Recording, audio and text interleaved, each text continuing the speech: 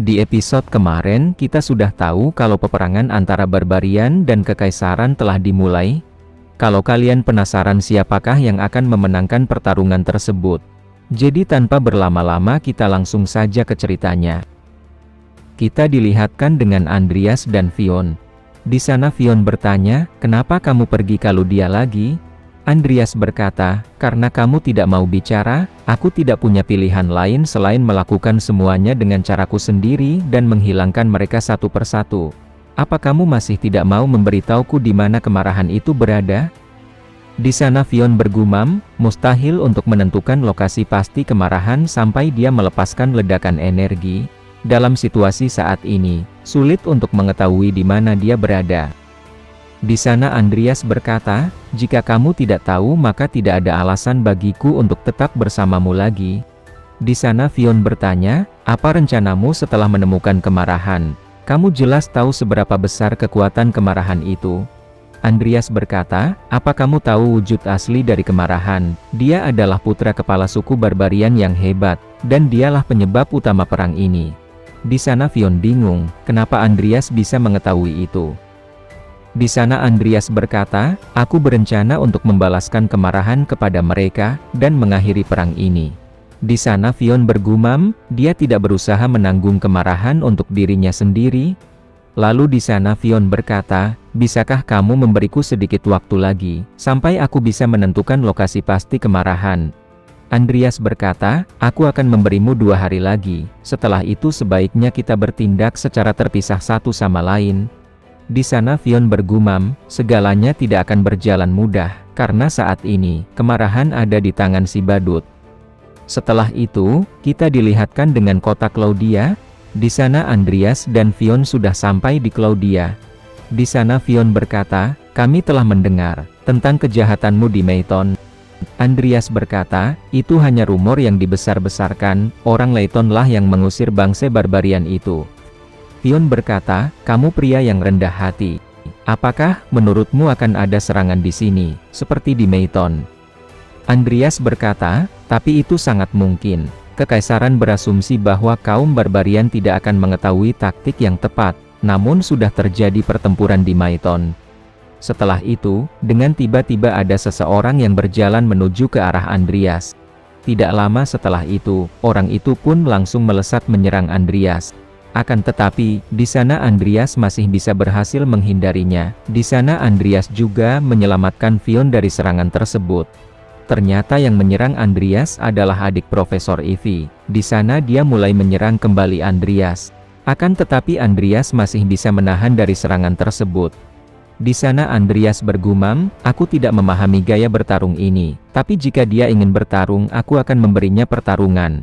Setelah itu, Andreas pun membanting adik Profesor Ivy.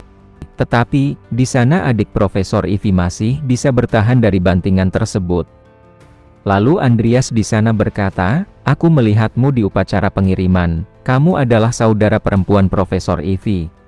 Setelah itu, dengan tiba-tiba adik Profesor Ivy kembali menyerang Andreas. Dia pun langsung menabrak Andreas. Setelah Andreas terjatuh, dia pun mulai bersiap mau memukul Andreas. Di saat Fionn mau membantu, di sana Andreas sudah membalikkan keadaan. Andreas sudah berada di atas adik Profesor Ivy. Di sana Andreas langsung mengunci pergerakan adik Profesor Ivy. Di sana adik Profesor Ivy bertanya, "Mengapa kamu tahu teknik ini?" Andreas berkata, "Apa kamu pikir hanya kamu yang bisa melakukannya?" Di sana adik Profesor Ivy masih berusaha lepas dari kuncian Andreas. Di sana Andreas berkata, "Jika kamu menyerah tepuklah tanganku." Tidak lama setelah itu, adik Profesor Ivy pun sudah tidak bisa bernafas dan sudah tidak sanggup untuk bertahan. Dia pun langsung menepuk tangan Andreas. Di sana Andreas pun melepaskan adik Profesor Ivy. Di sana Andreas berkata, "Jawab pertanyaanku, kenapa kamu tiba-tiba menyerangku? Memar di leher kamu itu, apa ini sihir hitam?" Adik Profesor Ivy berkata, "Karena kamu, aku tidak bisa mendapatkan obat ini lagi. Kamu membunuh Ranox, dia adalah yang hampir menyelamatkanku." Di sana Andreas bergumam, apakah dia sedang membicarakan Ranox si manipulasi serangga? Kalau dipikir-pikir tubuhnya masih berada di subruang, jika aku membesarkannya sebagai mayat hidup berbakat tinggi, aku seharusnya dapat mengembalikan sebagian ingatannya, dan menemukan obat yang dicarinya. Di sana Andreas berkata, aku akan membantumu, setelah perang ini berakhir, aku akan menyembuhkanmu. Di sana adik Profesor Ivy bertanya, apa kamu tahu penyakitku? Andreas berkata, aku sarankan kamu memikirkannya dengan seksama, aku sudah membangun reputasi yang cukup baik dalam membuat ramuan, sebagai imbalannya, aku ingin kamu membantuku sedikit dalam perang ini. Di sana adik Profesor Ivy bergumam, apakah dia ini serius? Di sisi Andreas dia bergumam, gaya bertarung wanita ini bisa bermanfaat. Di sana adik Profesor Ivy berkata, jika kamu mengkhianatiku, aku akan membunuh pacarmu yang berdiri di belakangmu. Di sana Fion memberitahu adik Profesor Ivy kalau dia bukan pacar Andreas. Setelah itu kita beralih di tempat yang lain, di sana ada seseorang yang sedang berjalan menuju ke sebuah tempat. Penjaga di sana berkata, berhenti, siapa kamu? Orang tua di sana berkata, kami melarikan diri ke sini dari balik tembok lemah ratapan untuk menghindari para barbarian. Tolong bantu kami. Setelah itu, para penjaga pun membukakan gerbang untuk orang tersebut. Ternyata, orang tua itu sedang membawa kemarahan yang tidak sadarkan diri. Setelah itu, kita dilihatkan dengan Lucia yang sedang bersantai, dan kejadian itu, sebelum orang tua yang membawa kemarahan tiba di depan gerbang penjagaan Lucia. Di sana Louis berkata pada Lucia, di sana berbahaya senior.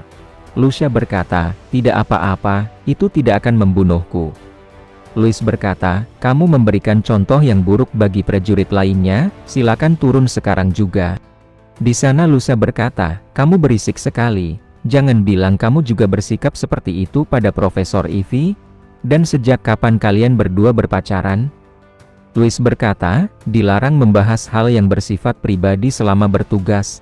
Lucia berkata, kamu menghindari pertanyaan, itu persis seperti senior Andreas. Apakah kamu sekarang mengabaikanku? Louis berkata, aku baru menyadarinya, semua ini berkat senior Andreas, aku berpacaran dengan Profesor Ivy.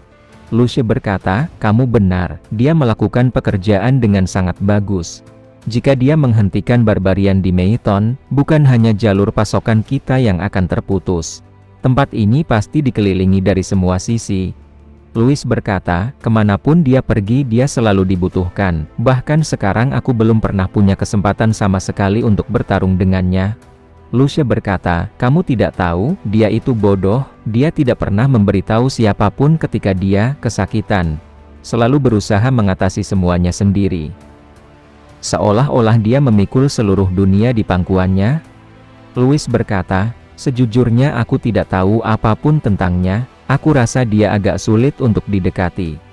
Lucia berkata, kamu belum tahu apapun tentang dia, dia memang bodoh, tapi dia bukan orang yang dingin. Dari luar dia mungkin terlihat apatis, dan beberapa orang bahkan mungkin mengatakan dia kejam.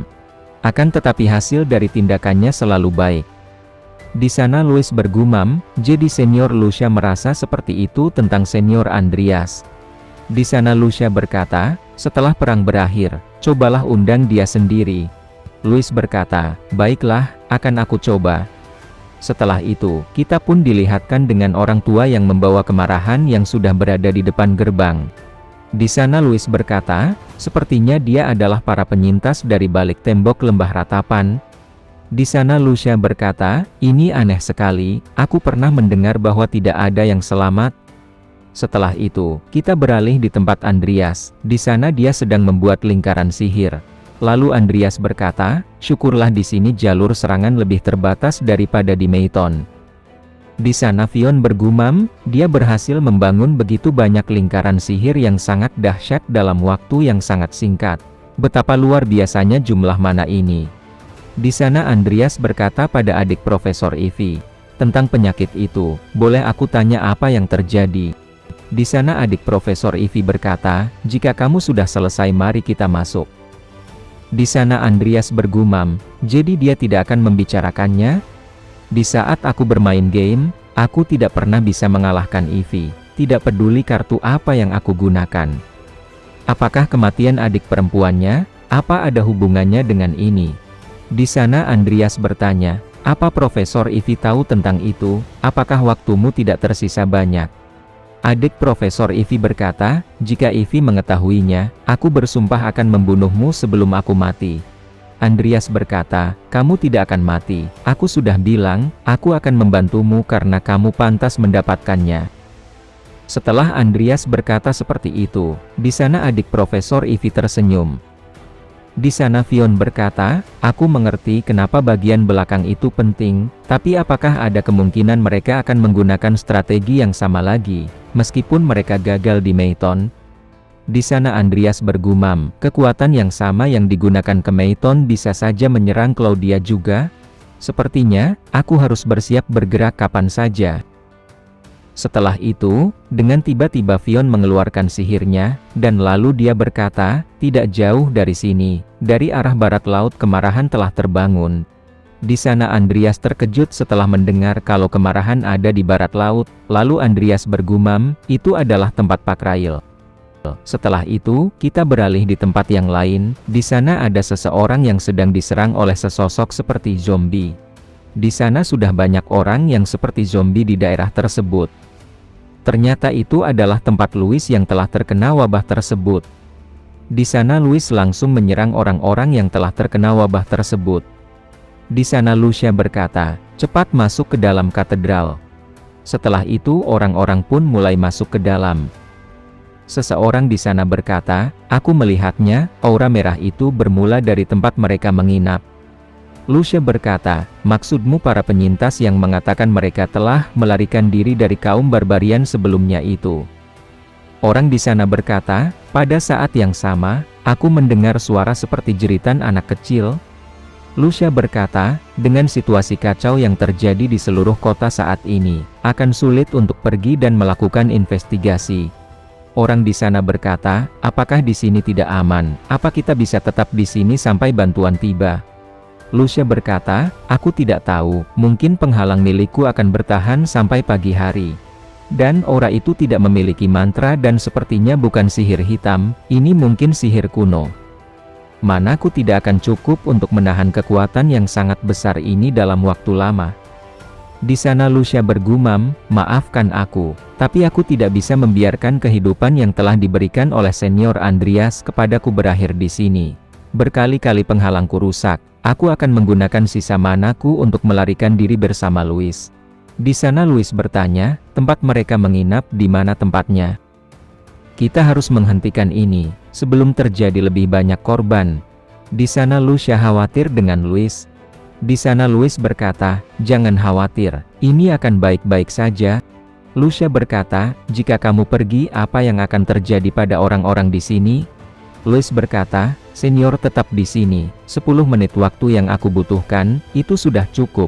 Bisakah kamu memasang perisai agar aku bisa menahan aura ini? Lucia berkata, menurutmu, apa manfaatnya jika kamu pergi? Di sana Lucia bergumam, manaku sudah tidak banyak yang tersisa.